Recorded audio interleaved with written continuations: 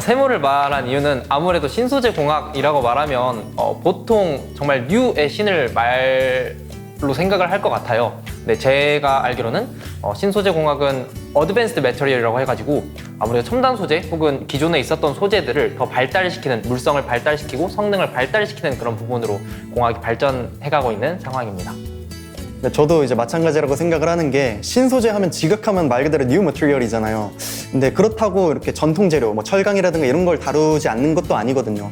뭐 예를 들어서 철강에 뭐 다른 물질을 이렇게 합성을 했더니 합금을 만들었더니 뭐 더 좋은 성능과 새로운 뭐 기능이 추가된 그런 재료가 나타났다. 그러면 그것도 저희 과에서 충분히 다루고 있으니까 약간 뭐 그런 오해의 소지를 없게 하려면은 여러분들은 신소재를 보고 이제 뉴 머티리얼이다 이렇게 생각을 하기보다는 약간 발전된 소재, 어드밴스드 머티리얼이다 이렇게 고려를 하시면 조금 더 편하지 않을까 이렇게 생각이 듭니다.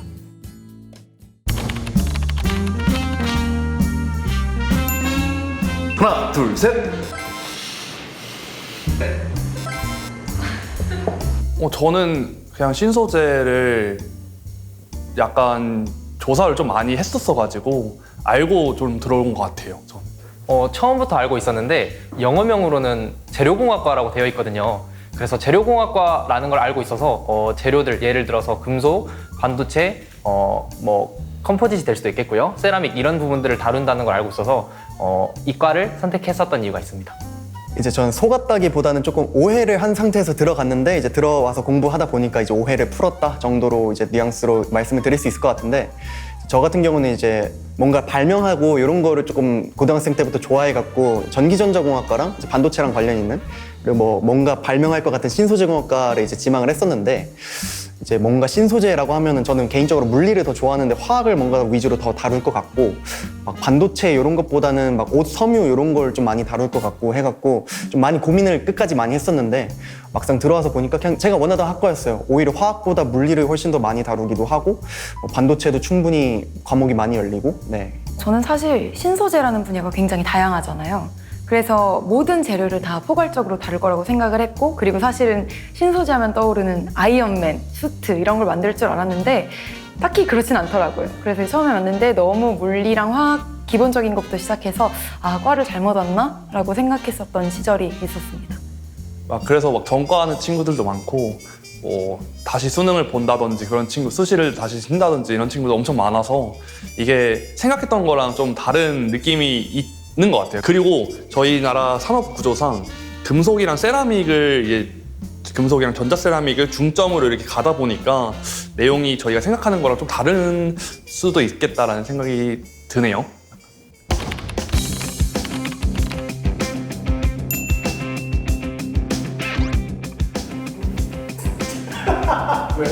전 비견을 넘어서 그냥 전화기를 넘었다고 생각해서 X를 골랐어. 저는 약간 다른 이유로 X를 골랐는데 전화기 비견된다기보다는 약간 다른 방향인 것 같아요. 왜냐면 전화기는 각자 완전히 연결되어 있는 산업 시장이라던가 산업들이 있잖아요. 그런데 다르게 신소재는 어떤 분야이든 뭐 항공이든 선박이든 뭐 반도체든 정말 어디 분야에든 다 적용이 가능하거든요. 그래서 그냥 뭐 전화기 취업 잘 된다 이런 걸 넘어서 저희 과는 필요로 하는 곳이 정말 많고 다양하기 때문에 저는 전화기를 넘었다라고 이미 생각을 하고 있고, 제 친구들도 보면은 나 취업 못하면 어떡하지 이런 고민을 하는 친구보다 나 어디 가지 이런 고민을 하는 친구밖에 없어요. 네. 이제 나라나 아니면 세계적으로 어떤 분야의 공업 그리고 어떤 기술에 좀 초점을 맞추느냐에 따라서 어떤 학과는 갑자기 이렇게 급부상하기도 하고 잠깐 떨어지기도 하고 이런 영향이 있는데, 사실은 재료공학과는 그 전화기를 모두 아우르는 기본 베이스를 깔고 있는 학과거든요.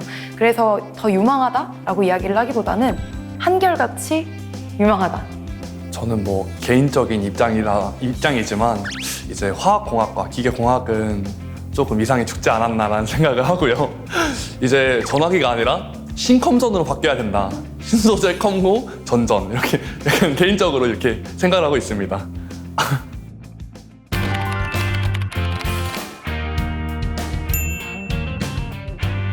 물리.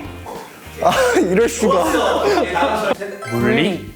기본적으로 재료의 물성을 이해하는 과목들이 좀 많아가지고 그다음에 이제 뭐 금속 같은 과목을 좀 배우는데 그쪽은 물리 내용이 제가 생각하기에 엄청 많다고 느꼈거든요. 화학보다는. 물리가 중요하다고 생각했던 이유는 저는 이제 아무래도 재료의 물성, 이제 물성이라고 하면 뭐 전기적 성질이라든가 기계적 성질이라든가 이런 거를 분석을 하고 또 설계를 하고 고민을 하기 위해서는 아무래도 전자가 이 물질 안에서 어떻게 행동하느냐를 이제 따져볼 수밖에 없어요. 이게 너무 필연적이에요. 근데 이거를 이해하기 위해서는 이제 화학보다는 양자역학, 현대물리학 쪽에 이제 개념을 많이 가지고 와갖고 양자역학을 이제 도입을 해서 설명을 하는 부분이 정말 많고 이제 모든 과목에서 일단 첫 주, 둘째 주까지는 물리학적인 개념을 일단 기본 베이스로 깔고 시작을 하기도 하고 이런 점에서 이제 물리가 중요하다라고 말씀을 드렸습니다.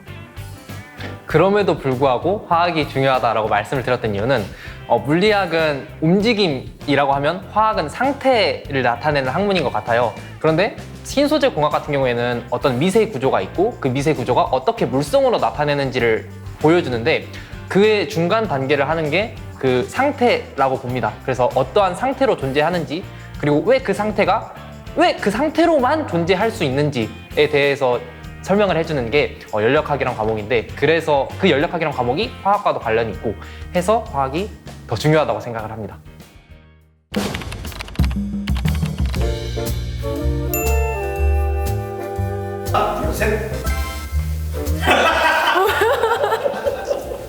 왜?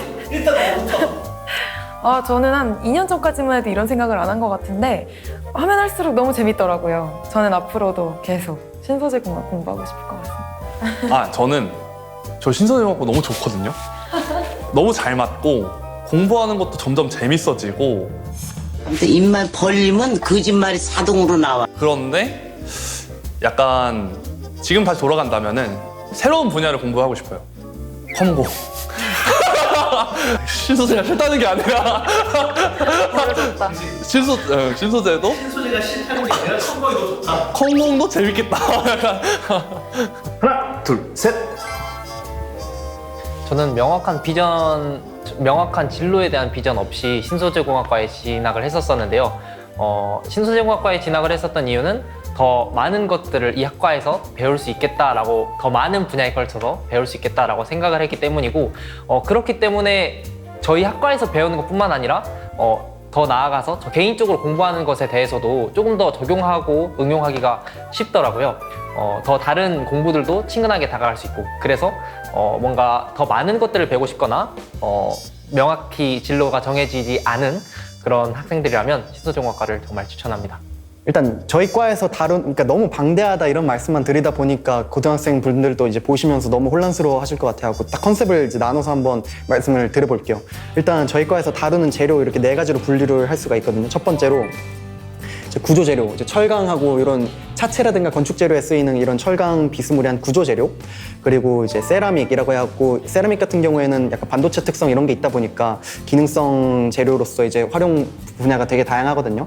그래서 이런 세라믹 기능성 재료, 그리고 세 번째가 이제 고분자, 폴리머 이런 식으로 부르는 뭐 이제 석유화학 물질에서 이제 나오는 고무, 플라스틱 이런 걸 포함해서 뭐 천연 재료인 이제 바이오 재료 뭐 이런 것까지 포함해서 고분자 재료, 그리고 마지막으로 이제 어떤 물질을 이렇게 얇게 만들면은 그 상태에서 이제 물성이 달라져요. 뭐 전기적인 성질이라든가 기계적인 성질이 더 튼튼해지기도 하고 이런 나노 재료 이렇게 4가지로 분류가 되는데 이런 거에 따라서 여러분들이 어떤 분야를 더 공부를 해서 뭐 취업 준비를 하느냐에 따라서 어디든 진출할 수가 있어요. 나는 뭐 현대차나 이런 곳 가고 싶어 그러면 저희 과에서 이제 구조 재료 더 공부해갖고 뭐 포스코라든가 현대제철 이런 쪽으로 이제 가셔도 되고 나는 뭐 기능성 재료 이제 반도체는 여기 기능성 재료에 포함이 돼요.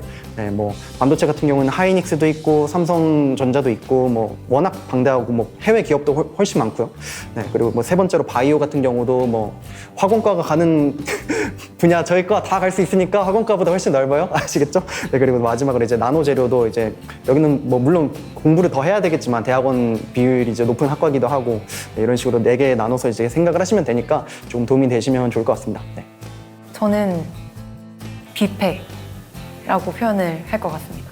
이건 사실은 제 그 사수님이 계셨을 때 하셨던 얘기인데요.